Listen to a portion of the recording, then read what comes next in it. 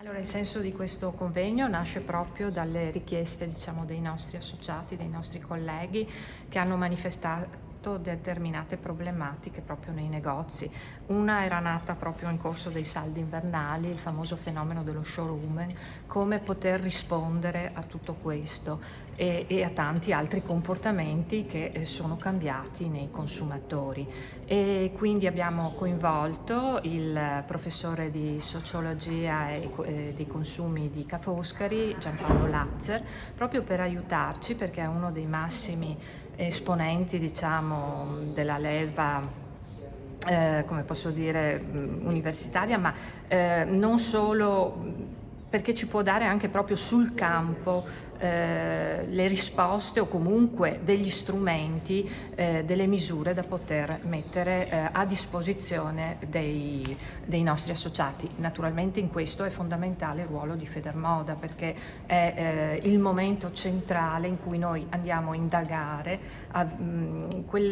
proprio senza sconti la realtà competitiva delle nostre imprese, in base poi alle risultanze acquisite, approntiamo quelle misure che possono essere di aiuto in negozio ripeto, essenziale il ruolo dell'associazione per la sua capacità di organizzazione, di catalizzazione organizzativa, scusate, di integrazione operativa e per il ruolo che affronta con responsabilità e anche audacia se serve, perché naturalmente il futuro ci chiede anche questo. Certamente diciamo che i negozi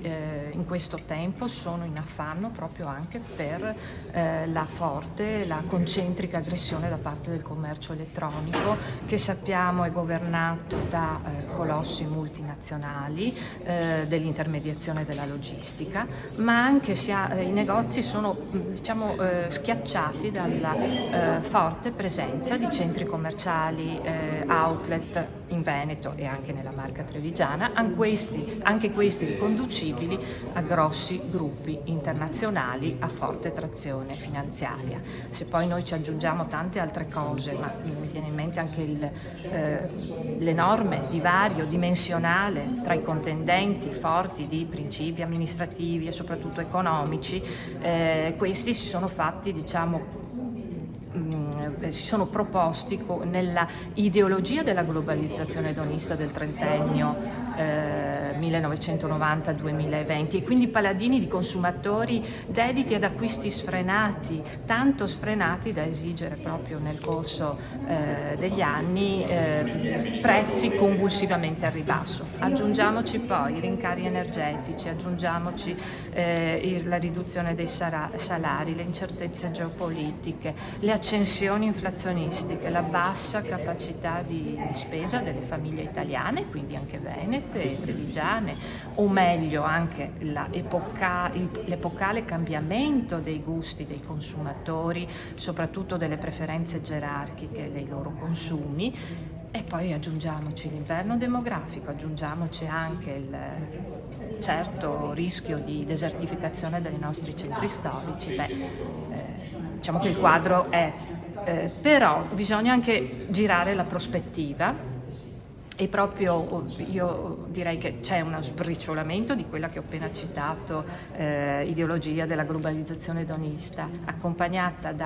e ce lo dicono analisi recenti di PwC Italy, un ritorno alla nuova normalità in tutto quello che è il sistema moda, offline, online, produzione, distribuzione, lusso, medio e quant'altro, e soprattutto la rinascenza di certi valori e comportamenti tradizionali che sono volti, diciamo, a delle relazioni sociali attive,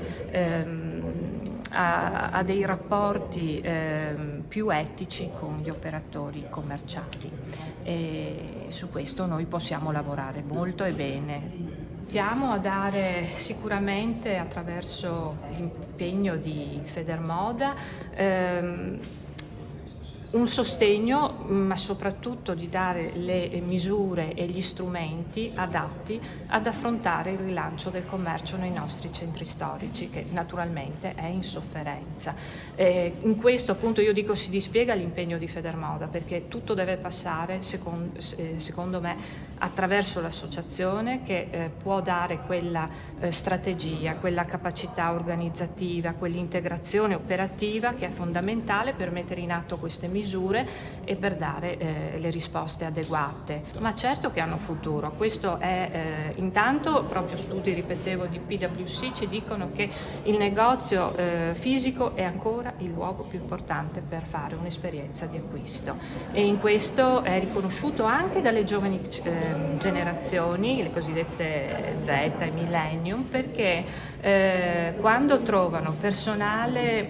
particolarmente formato, accogliente, che sa, diciamo, costruire tutte quelle misure, quelle ability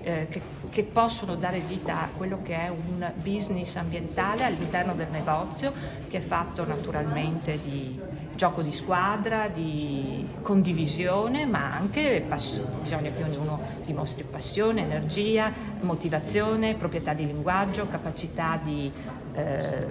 assertiva, persuasiva, ma anche la capacità di comunicare, e quello che noi dobbiamo oggi comunicare, ce lo dice tutto il sistema moda, è anche proprio il concetto di sostenibilità ambientale, culturale, sociale, attraverso proprio i contenuti di sostenibilità dei prodotti moda. Noi non possiamo che ringraziare l'ospitalità della città di Treviso, del suo comune, e naturalmente attraverso la figura del direttore Fabrizio Maliachin, che sapientemente diretto questo museo e ha dato vita a questa mostra suggestiva in cui veramente ci sentiamo anche emozionati di essere qui. Moda, arte, cultura, creazione artistica, sono cose che proprio reciprocamente si toccano e, diciamo, si contaminano.